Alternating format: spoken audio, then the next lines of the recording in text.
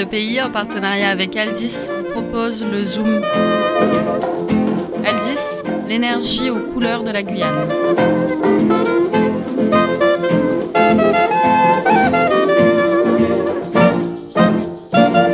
Bonjour Florian. Alors tu sais, je reviens de vacances. Je me sens super bien et mes valises sont lourdes de sujets inédits pour le Zoom Histoire. Eh bien, re-bienvenue parmi nous, Rémi. Et où as-tu pris tes vacances ?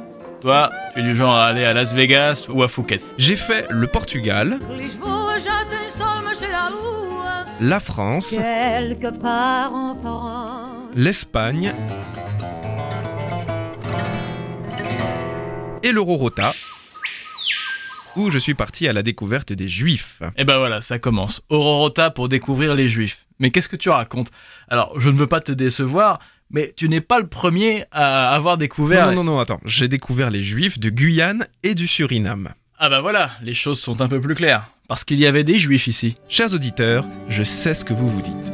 Oui, il y avait des Juifs dans la Caraïbe, au Suriname et en Guyane. Bon, mais pour bien comprendre tout ça, reprenons depuis le début. Ouvrons nos voiles et embarquons direction le bouclier des Guyanes. Nous voici au XVIIe siècle. Les colonies de la côte guyanaise ne sont pas encore bien circonscrites et les pays européens se disputent la zone.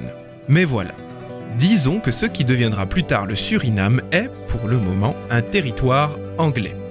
La future Paramaribo vient de naître à l'embouchure du fleuve Suriname, mais la ville s'appelle encore Fort Willoughby. À tes souhaits. Et disons qu'en 1650, les Européens ne sont pas très nombreux à cet endroit. Et ceux qui sont là, les Amérindiens, qu'en pensent-ils ? Disons qu'ils acceptent la présence des Anglais, mais ont-ils vraiment le choix ?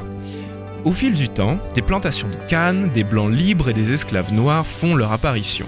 Les Juifs, quant à eux, arrivent une dizaine d'années plus tard et s'installent le long du fleuve du Suriname. Cher Rosenfeld, cher Lily. Et à leur tour, que pensent les Anglais de l'arrivée de la communauté juive ? Dites-vous, chers auditeurs, que pour une fois, on leur offre des conditions plutôt favorables.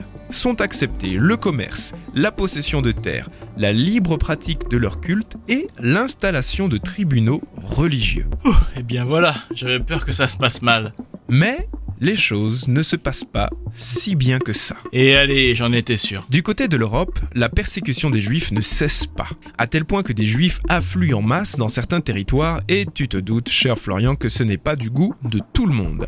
Et donc, les autorités britanniques ont l'idée de donner à ces Juifs persécutés 5 hectares de terre près du fleuve Suriname. Nous sommes en 1659, année de naissance du village de Cassipora, et à peine 5 ans plus tard, le Suriname devient une colonie hollandaise. Et ce village existe toujours ? On peut le visiter ? On n'est pas trop sûr de l'emplacement de Cassipora, mais on a retrouvé son cimetière, et l'épitaphe le plus ancien date de 1666. Mais voilà, si je vous parle de tout ça, chers auditeurs, c'est parce qu'à un moment donné, Monsieur David Cohen-Nassi, habitant de Cassipora et d'origine portugaise, décide de s'installer à Cayenne. Cayenne ? Et pourquoi pas Paramaribo ? Après tout, Cayenne, c'est pas à côté et surtout, c'est français, non ? Jolie déduction, mais justement, si David Cohen-Nassi se rend chez nous, c'est parce que la Guyane n'est pas française cette année-là. Elle est hollandaise depuis 1656, depuis que la Compagnie hollandaise des Indes occidentales s'est emparée de Cayenne. Et ça représente une opportunité intéressante pour les Juifs du Suriname. Ah oui, dans ces conditions, je comprends mieux le choix de Monsieur Cohen-Nassi. D'ailleurs, il est venu seul à Cayenne ?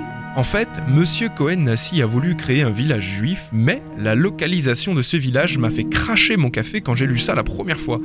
Jusqu'à aujourd'hui d'ailleurs, je vous avoue, chers auditeurs, que ça me fait bizarre. Oui, alors attends, je déplace ton café parce que tu vas tremper le micro. Le village juif de Monsieur Cohen était situé dans l'anse de Rémire. Donc, bien avant l'arrivée des sinistrés martiniquais de 1902, Montjoly était un village peuplé de juifs. Dit comme ça paraît complètement fou. Toujours est-il que Monsieur Cohen-Nassi apporte à Cayenne des connaissances en production sucrière et négocie également l'arrivée des premiers navires négriers.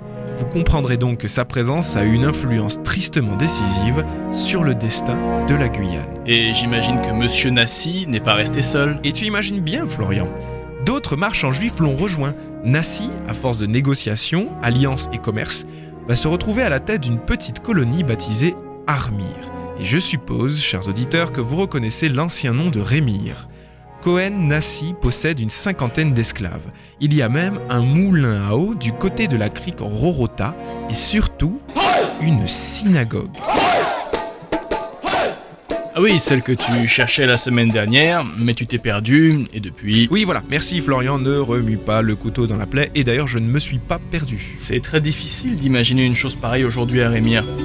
Où se cachent les vestiges de la synagogue rémiroise du XVIIe siècle? Chers auditeurs, Florian a l'air très impressionné par tout ça, et je pense que ça mérite un zoom histoire sur la présence hollandaise en Guyane. On y reviendra très bientôt, c'est promis. La colonie de Monsieur Nassi Cohen ne fait pas long feu. En 1664, la colonie est rendue aux Français. Les Juifs de Rémire se rendent sans combattre. Une partie reste, néanmoins, parce que la France leur accorde le libre exercice de leur culte religieux. Mais environ 300 d'entre eux repartent au Suriname. Et si ça se trouve, il y a parmi nous des descendants de ces Juifs qui ne le savent même pas. Moi, par exemple, je suis juif. Vous êtes juif? Comment ça, Laurent, vous êtes juif? Et mon oncle Jacob, qui arrive de New York, il est rabbin. Mais il n'est pas juif. Et au niveau de la langue, il y a des influences, tu penses? Des mots yiddish cachés dans le créole guyanais? Bah ça tombe bien que tu en parles. Justement, c'est le sujet que je voulais aborder avec vous aujourd'hui. Bon, déjà, non, je ne pense pas qu'il y ait du yiddish caché dans le créole guyanais. Mais par contre, oui, il y a une influence quelque part au niveau linguistique, mais pas là où vous l'imaginez. Saviez-vous que les Juifs du Suriname, et donc de Rémire, étaient ce qu'on appelle des granas? Ça me fait penser à un mot de la péninsule ibérique. Bien joué. Les Juifs granas sont d'origine portugaise et espagnole. Et comme vous l'aurez compris, ces Juifs étaient également propriétaires d'esclaves, que ce soit au Suriname ou à Cayenne. Et comme vous le savez, beaucoup d'esclaves se sont échappés des plantations surinamiennes pour fonder des communautés de Noirs-Marrons.